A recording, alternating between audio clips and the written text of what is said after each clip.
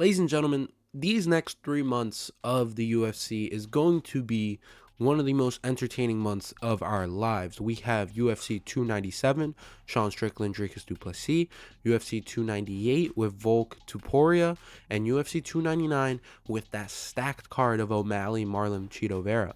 But there is one glaring issue that we're starting to find out, which is what the fuck is going to be on UFC 300, and is it even going to be that good of a pay-per-view? We are looking at one of the bigger milestones in the UFC. UFC 300 is a very big talking point. UFC 200 was a very big talking point, and it was supposed to be a incredible card. But with John Jones testing positive and with other injuries and everything, it became a really good card, but not the greatest. UFC 300, in my opinion, can't market on its own. It's, as much as people want to say it can, it's a number. It is a glaring number. 299 is still the same number as 300.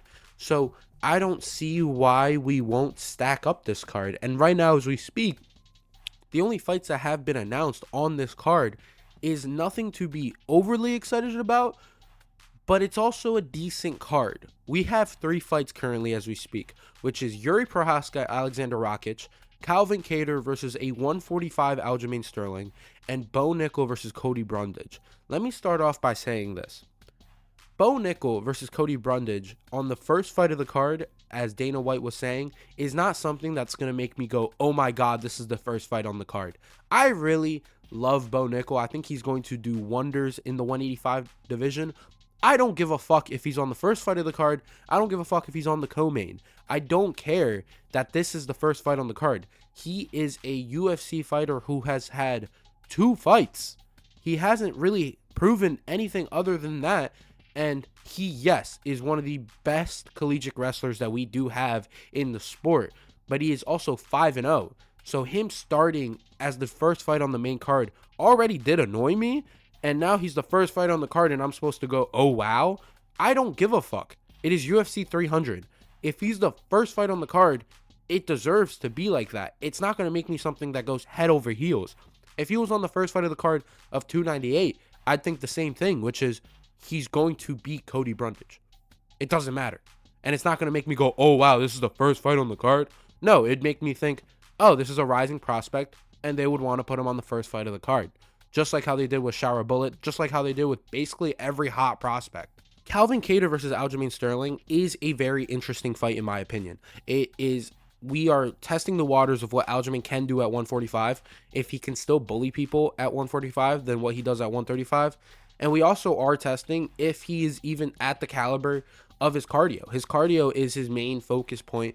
We see that with Marab. The whole gym is based off cardio. It is a very big question if Aljamain can do it. And it is a fight I am very excited for. But for UFC 300, it is a good fight to have on the card. But it's nothing to be wowed about. There is still so much depth that needs to be added into this card. The only fight we have that is currently listed as the main card is Yuri Prochazka, Alexander Rakic. And that fight is super interesting to me. Yuri Prochazka, no matter if the fight is against a 15-year-old man or an 87-year-old woman, it is going to be an entertaining fight. And Alexander Rakic, when he does press against press, he does very well. He is a very entertaining fighter. Look at the Jimmy Manoa fight. The only reason people don't think Alexander Rakic is that very entertaining is because of the Anthony Smith win, and it's because of his somewhat dull decisions that he's had over the past few years. But it is a way to win. He has been mainly winning so he can get to this level. Alexander Rakic can definitely bring on a very entertaining performance with Yuri Prochazka, and I expect fireworks. But that is it. That is all we have for the 3 fights on the UFC 300 card. Now, there is probably going to be more that's going to be filled in, but we don't even have a main event. This is in April 13th. Conor McGregor versus Michael Chandler has been now announced in June, so UFC 300 is not going to headline one of the bigger MMA stars of the world. There is really nothing that can be up here that is considered UFC 300 caliber other than a triple title fight. But we have the next 3 months with one of the bigger American superstars in Sean O'Malley, another big American superstar in Sean Strickland, a big European star in Alexander Volkanovski versus Topuria, and we also have African superstars in Dricus du Plessis and South American superstars in Marlon Chito Vera. I don't see any real big stars that can perform. The biggest one we have right now as we speak is Alex Pereira, that is not currently in a fight. He is not announced at all. Alex Pereira is a very big star in America, in South America. I don't know about European, but everyone loves Alex Pereira. But is his star power enough for this big UFC 300 card that we're all supposed to be expecting? I don't think so. I don't think you can put him other than Tom Aspinall for this fight to be entertaining, for this fight to have fireworks for a UFC 300 card. When you think UFC 300, you think big superstar fights, big world fights, double champ, a champ versus a champ. And right now as we speak, all we're getting is rumors of Alex Pereira, Tom Aspinall, which is, if that's the main event, I will be very pleased.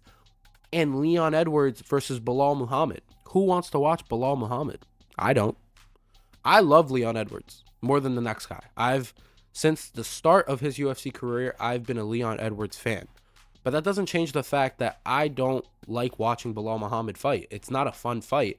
And if Leon Edwards does win, it's going to be a technical masterpiece. And the casual fans aren't going to love it. I will. Other hardcore fans, people who watch this channel, will. But other than that, it's not going to be a super entertaining fight. And if that's the main event of a UFC 300 card, I don't know what they're doing. This is not going to sell as big as it should. You think UFC 300, this is a possibility of selling maybe top 3 without Conor. And without Conor says a lot of how stacked you can make this card, and people will buy it. The casual fan will hear UFC 300, they have to put some good stuff on and pay for a pay-per-view. There is no reason why this card should not be stacked. But right now as we speak, all we have is a rumored Leon Edwards and maybe a rumored, based off of a tweet from Alex Pereira, Tom Aspinall. Now, let me explain to you who I think should be on this card for people to get wowed. And I think the main event should be Alex Pereira, Tom Aspinall. When you have champ versus champ, people will tune into that. And when you have a big star like Alex Pereira, who is honestly, after the listings of the next 3 months, the next big star. He is the only big star that hasn't had a fight that has been announced. Conor McGregor would have been perfect for this card. But Conor McGregor has already stated that he has to fight in June. Why? Because of the USADA. People are forgetting about the drug testing period that he has to do. He has to do 6 months, I believe, and he's only in like 2 months. So he still has to wait. Israel Adesanya cannot fight for the 205 belt. And if he does, there is going to be a lot of backlash about it because Israel does not deserve the title. And Israel has already stated that he is sitting out for until 2026 for the next fight. So you don't have Izzy Pereira. So I think Pereira going up to heavyweight is a very interesting fight, as well as the fact that heavyweight doesn't really have a number 1 contender right now as we speak. In the co-main, I will do Leon Edwards, Shavkat Rakhmonov. In terms of entertainment, that is a very entertaining fight. I don't mind Leon Edwards versus Bilal Muhammad, but if it's my personal wish list, I'm going to pick Shavkat Leon because that fight is a very technical and entertaining fight that can lead to fireworks. That is exactly what this UFC 300 card needs. And I think for a UFC 300 card, why not have 3 title fights? And the only other title fights that you can put on is Zhang Weili versus Yang Xiaonan. Zhang Weili has proven that she is one of the best UFC women fighters, one of the strongest, one of the fastest, one of the most technical ones, one of the ones that can brawl it out. Zhang Weili is a very entertaining fighter, and she will be fighting Yao Xiaonan, who deserves the title shot. She knocked out Jessica Andrade. Not a lot of people do that. Jessica Andrade is a very tough fighter, and Yao Xiaonan said, fuck that, I'm better than you. I think that's a perfect fight to have as the starter of a 3-fight card. As well, I think, based off the most recent tweet that we've gotten, put Jorge Masvidal on this card. Why not? put Jorge Masvidal on this card. I think other people like Jim Miller, put Jim Miller on the card. Jim Miller versus a very talented veteran lightweight, so people can be super interested about that. If you want to go prospects on the early prelims, put Shara Bullet. Shara Bullet versus anyone will gather some attention. Shara Bullet doesn't even speak English, and people were already looking at him as the next big thing. Why? Because he has one fucking eye and he's a scary human being. Shara Bullet would be perfect for that early prelim card if we are looking to build prospects up. If we're just going to put on a stacked card, then maybe don't put Shara Bullet. But if you have Bo Nickel at the first fight of the prelims, I say why not? Put Shara Bullet, put Jim Miller on the early prelims. In the prelims or early prelims, if we are looking for a stacked card, we can put very high level top 5, top 10 guys in the card. There's a lot of people who don't have a fight right now as we speak, like Kai Kara France. I think Kai Kara France versus anyone will be a very entertaining fight. I think people will love the fight because Kai Kara France is someone that you can't really hate. As well as Corey Sandhagen. Corey Sandhagen is a bantamweight that has the height of Sean O'Malley, has the striking of Sean O'Malley. It is a very interesting fight, and if you want to propel him to a title shot, you have to put him on UFC 300 so people can gather his name. Another person you can put on this card that I think a lot of people would be interested in is a guy like Jailton Almeida or Ciryl Gane.